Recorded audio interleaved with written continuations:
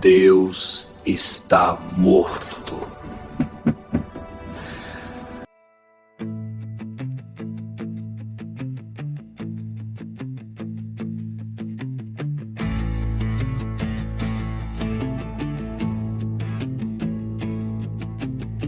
O louco grita na praça vazia,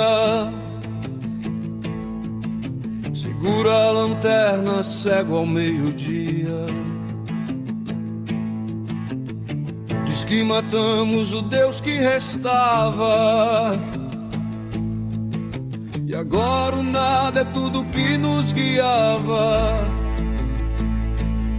Quem julga o bem, quem julga o mal, quando o divino é só um ritual. O eco responde no abismo frio, cria teu céu ou morre no vazio. Olá, bem-vindos de volta. Na nossa conversa anterior, a gente começou a abrir a letra da música Tudo é Permitido e mergulhou naquela ideia famosa e tão controversa da morte de Deus. Falamos sobre como essa frase não é um grito de liberdade para fazer o que quiser, mas sim um diagnóstico de um mundo que perdeu o seu norte, né? E hoje a gente vai direto no coração dessa discussão, focando num único verso, que para mim é uma das sínteses mais geniais que eu já vi de um conflito filosófico. Zaratustra ri do alto da dor, Ivan afoga a culpa no amor. São duas imagens, assim, muito poderosas e que parecem vir de planetas diferentes. Exatamente. E a nossa missão hoje é entender esses dois planetas. As fontes que a gente analisou nos convidam a tratar essas duas figuras, Zaratustra de Nietzsche e Ivan Karamazov de Dostoiévski, como tipo dois arquétipos, duas respostas possíveis para a mesma pergunta fundamental. E agora? O que a gente faz quando o chão metafísico some, quando não há mais uma garantia divina para o sentido da vida? Vamos ver como a música capta essa encruzilhada existencial que no fundo ainda é a nossa. Perfeito. Então, antes de colocar os dois para brigar, vamos estabelecer o ponto de partida que eles compartilham. As fontes são bem claras nisso, né? Tanto Nietzsche quanto Dostoiévski, por caminhos bem diferentes, entendem que o mundo moderno opera a partir da ausência de Deus como centro de tudo. É isso. E esse é um ponto crucial. A questão para esses pensadores não é mais debater se Deus existe ou não, como se fosse uma discussão de bar. Isso, para eles, já é uma questão ultrapassada. O problema real, o que importa mesmo, é entender as consequências psicológicas, culturais dessa ausência. O que acontece com o ser humano quando as regras do jogo, que pareciam eternas, simplesmente evaporam. Nesse diagnóstico, Zaratustra e Ivan estão no mesmo barco. Agora, o que eles fazem depois de perceber que o barco está à deriva? Aí é que tudo muda. Ok, vamos começar pelo primeiro personagem do verso, que aliás é o foco principal dos nossos materiais de hoje. Zaratustra ri do alto da dor. Confesso que essa imagem é muito forte, mas também muito estranha. Rir da dor. Isso soa quase como, sei lá, masoquismo ou talvez um cinismo extremo. Como é que as fontes explicam esse riso que parece tão contraintuitivo? Ótima pergunta, porque esse riso é a chave de tudo, e é justamente o oposto do cinismo. As fontes definem o riso de Zaratustra como uma afirmação trágica. Para entender isso, a gente precisa abandonar a ideia de que Zaratustra simplesmente perdeu a fé um dia e ficou feliz com isso. Não foi assim. A filosofia de Nietzsche descreve esse processo como um luto profundo, sabe? Zaratustra atravessou o deserto do niilismo, ele sentiu na pele o vazio da morte de Deus. E esse riso é o que vem depois da dor. Não como uma negação dela, mas como uma aceitação radical da vida apesar dela. Afirmação trágica. Gosto desse termo. Então o riso não é de alegria no sentido comum, mas de força, de quem olhou para o abismo e não se deixou consumir. Exatamente. É o riso de quem diz sim para a vida inteira com tudo que ela tem. A alegria, a dor, o tédio, a beleza, a perda. Tudo. A visão de mundo que Zaratustra representa, segundo os materiais, é implacável na sua honestidade. Para ele, o universo não tem um plano para nós. Não existe uma justiça cósmica esperando para equilibrar as coisas. Não existe um sentido para a vida perfeito. E é por isso que a frase que uma das fontes usa para resumir essa postura é tão poderosa e para muitos até ofensiva. O mundo não me deve nada. Pensa no que isso significa. Toda a nossa cultura é baseada na ideia de que temos direitos, de que merecemos felicidade, de que se algo ruim acontece é uma injustiça. Zaratustra vira essa mesa. Ele propõe que a vida não tem obrigação nenhuma de ser justa, agradável ou de fazer sentido para nós. E essa ideia de que o mundo não me deve nada me parece o exato oposto do pensamento moderno. Hoje tudo é sobre o que nos devem. Respeito, oportunidades, felicidade. Assumir essa postura do Zaratustra seria como se desconectasse dessa lógica de cobrança, certo? Totalmente. Seria parar de reclamar com o gerente do universo. Zaratustra não se queixa da ausência de um legislador divino que deveria ter feito o mundo de um jeito melhor. A tarefa, para ele, se torna outra, muito mais difícil. Já que não há valores eternos dados por Deus, cabe ao ser humano forte, ao super-homem, a tarefa monumental de criar seus próprios valores, de dar à sua própria vida um sentido. É um tipo de ateísmo raríssimo, porque ele não é reativo, não é contra Deus, ele é pós-Deus. É uma tentativa de construir algo no terreno baldio que ficou. Entendi. A postura do Zaratustra, essa aceitação quase sobre-humana da realidade. Mas a música coloca outra figura ao lado dele que parece ser o oposto completo disso, certo? O que acontece com o Ivan, que afoga a culpa no amor? Saímos do riso e caímos na culpa. Uma combinação bem mais sombria. Exatamente. Agora a gente vira a moeda. Ivan Karamazov, o personagem de Dostoiévski, também parte do mesmo ponto. Ele é um intelectual, ele entende que não há provas da existência de Deus, mas a reação dele é diametralmente oposta. Em vez de aceitar o mundo como ele é e seguir em frente, Ivan coloca Deus no banco dos réus e o submete a um julgamento. E o argumento dele não é lógico ou filosófico, é puramente moral e emocional. E é aí que entra a parte mais famosa do argumento dele, que uma das fontes detalha bem. Ele não fala de conceitos abstratos, ele fala do sofrimento de crianças. Crianças inocentes torturadas, maltratadas, sem razão alguma. É um argumento demolidor, né? Como responder a isso sem parecer um monstro insensível? É praticamente impossível. E essa é a genialidade de Dostoiévski. Ivan diz, basicamente, eu até posso admitir que Deus exista, que haja um plano maior que eu não entenda. Mas se o preço para a harmonia final no céu é a lágrima de uma única criança torturada, então eu recuso essa harmonia. É a cena icônica citada na fonte, em que ele diz que devolve o bilhete para o paraíso. Ele não está negando Deus como uma hipótese. Ele está rejeitando a criação divina por ser moralmente inaceitável. Então, enquanto Zaratustra diz, o mundo é assim, vou criar meu sentido a partir disso, Ivan diz, se o mundo é assim, eu não jogo.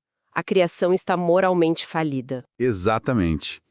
E é aqui que vem a grande e dolorosa ironia que as fontes apontam. Ao fazer essa acusação, o que o Ivan está exigindo do universo? Justiça absoluta, sentido universal, redenção para o sofrimento. Ora, de onde ele tirou esses valores? Da própria tradição cristã que ele está rejeitando. Ele usa a régua moral do cristianismo para julgar e condenar o Deus cristão. Nossa, essa definição que uma das fontes usa é fantástica. Um ateu moralmente cristão. É uma daquelas ideias que, depois que você ouve, parece óbvia. Ele joga fora o Deus da religião, mas se agarra desesperadamente à moralidade que veio com ele. É a contradição que o destrói. Ele rejeita a Deus, mas, como o texto diz, não aceita viver sem ele. Ele precisa de uma justiça que o mundo sem Deus não pode lhe dar. Para Ivan, o amor pela humanidade, a sua imensa compaixão pelo sofrimento, o leva a odiar a realidade. E qual o resultado inevitável desse beco sem saída? A culpa, a loucura, o colapso psicológico. Ele não suportou o peso da sua própria lógica. O contraste é realmente brutal. Fica muito claro quando a gente olha lado a lado. De um lado, Zaratustra, ele aceita o mundo como é, assume a tarefa de criar valores, afirma o lado trágico da vida e, por fim, ri. Ele consegue, de alguma forma, viver após Deus. E do outro lado, Ivan, ele acusa o mundo, usa os valores herdados para julgar a realidade, exige uma compensação pelo sofrimento e, no fim, sofre. Ele simplesmente não consegue viver sem Deus, mesmo não acreditando nele. Isso nos mostra que o verdadeiro conflito aqui não é entre quem tem fé e quem não tem. É uma batalha interna, muito mais profunda, entre duas formas de encarar o vazio. E como os criadores desses personagens viam isso? Dostoiévski, que era um homem de fé, parece estar nos dizendo que a postura do Zaratustra é impossível, fria demais, desumana. Sim, para Dostoiévski, a tentativa de viver além do bem e do mal, como propõe Zaratustra, leva a um tipo de monstruosidade. Já Nietzsche, pelo outro lado, olharia para Ivan e diria, sem rodeios, que ele é fraco, que ele é um exemplo perfeito do homem que ainda não teve a coragem de se livrar das sombras de Deus, de uma moralidade baseada na compaixão e na culpa, que, para Nietzsche, enfraquece a humanidade. Isso me leva a uma questão que as fontes levantam. Nenhuma dessas posturas parece ser uma solução fácil ou perfeita. Ambas têm um preço altíssimo a ser pago, um ponto cego perigoso. Exato. Nenhum dos dois caminhos é um passeio no parque. Vamos olhar o custo de ser Zaratustra. Existe um risco enorme de cair no elitismo, de se ver como um super-homem que está acima da moralidade comum, olhando para os outros com desprezo. E essa postura não corre o risco de se tornar uma apatia fria? Quer dizer, se o mundo não me deve nada e o sofrimento é só um fato, por que eu deveria me importar com a injustiça que acontece com os outros? Não é um pulo para a indiferença? É o maior perigo. O risco de uma indiferença ao sofrimento concreto, real, das pessoas ao seu redor. E, por fim, a consequência inevitável desse caminho é uma solidão radical. É uma jornada que se faz sozinho, porque você está criando uma tábua de valores que é só sua. É um preço existencial altíssimo. Em contrapartida, o caminho de Ivan, que parece mais humano e compassivo, também leva a um desastre. O custo dele é devastador de outra forma. Sim, a indignação moral de Ivan é tão absoluta, tão pura, que o paralisa. Se o mundo é fundamentalmente inaceitável, o que se pode fazer nele? Qualquer ação parece contaminada, insuficiente, o resultado é a paralisia moral. Ele fica preso na sua própria lógica, incapaz de agir, e essa impotência o consome por dentro, levando à autodestruição. É a tragédia de ter uma consciência moral que a realidade não comporta. É terrível quando se pensa bem. A própria bússola moral dele, a sua compaixão, o leva direto para o abismo. E isso nos deixa com aquela pergunta incômoda que uma das fontes coloca de forma tão direta. É possível um ateísmo que não fuja para a paralisia como Ivan, nem endureza nem indiferença como Zaratustra? Mas talvez ele mesmo tenha sido uma prova do custo dessa tentativa. Dostoiévski, por outro lado, suspeitava que não, e mostrou em sua obra o preço psicológico de tentar viver sem a muleta da fé. Os dois nos deixaram no meio dessa encruzilhada. Então, amarrando tudo, fica muito claro que o verso Zaratustra ri do alto da dor, Ivan afoga a culpa no amor, não é só um verso bonito, é um diagnóstico preciso da nossa condição. A gente vive nessa gangorra, não é? Um dia a gente tenta ser Zaratustra, dizendo é o que é, vamos em frente, aceitando o absurdo da vida, e no dia seguinte a gente vê uma notícia, uma injustiça, e se torna puro Ivan, acusando o mundo, exigindo uma justiça que o universo não parece disposto a oferecer. É a tensão constante entre a vontade de criar os próprios valores e a necessidade de que o mundo tenha um sentido que nos console. E é por isso que talvez, como sugere a conclusão de uma das nossas fontes, a pergunta mais honesta que a gente pode se fazer não é sobre quem está certo, se é Zaratustra ou Ivan. Talvez a questão real, a que realmente nos desafia no dia a dia, seja outra. Quem consegue viver com as próprias conclusões? Uma reflexão final sobre a imensa e talvez impossível dificuldade de sustentar, na prática, qualquer uma dessas posições até o fim.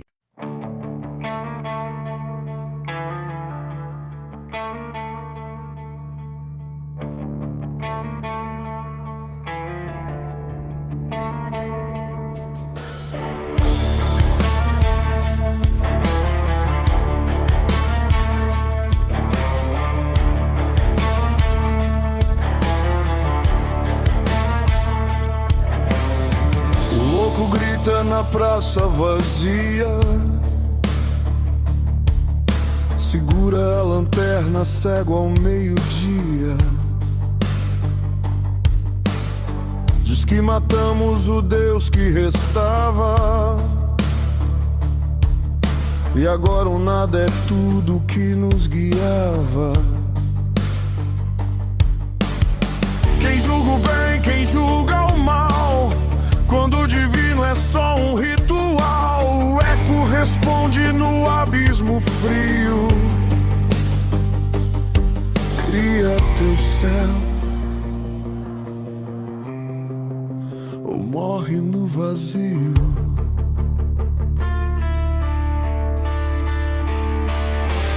Sem Deus tudo é permitido, mas o abismo é tão bonito. A liberdade corta fundo quando o sentido deixa o mundo.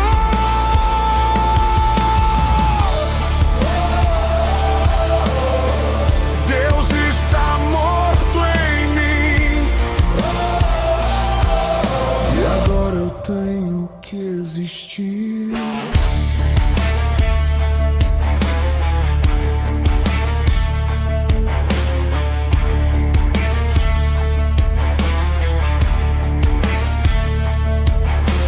Zaratustra ri do alto da dor, Ivana afoga a culpa no amor. Um quer criar, o outro fugir, dois deuses lutando pra não ruir. Entre a fé e a criação arde o fogo da razão. Se tudo é permitido, então sou Deus ou só negação?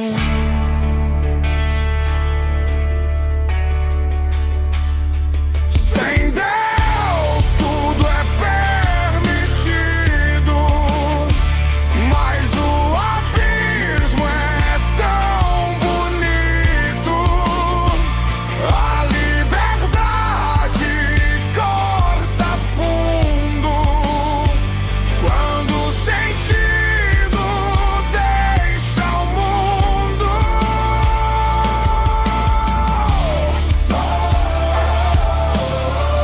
Deus está morto em mim, e agora eu tenho que existir.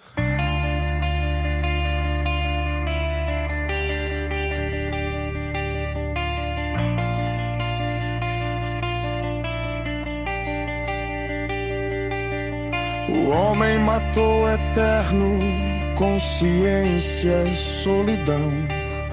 Mas quem dá sentido ao inferno, se o inferno é o coração? Não há mandamento, só espelhos, nem céu, nem véu, só os teus olhos cheios. Deus está morto, mas o sonho é vivo. Tudo é permitido, inclusive o divino.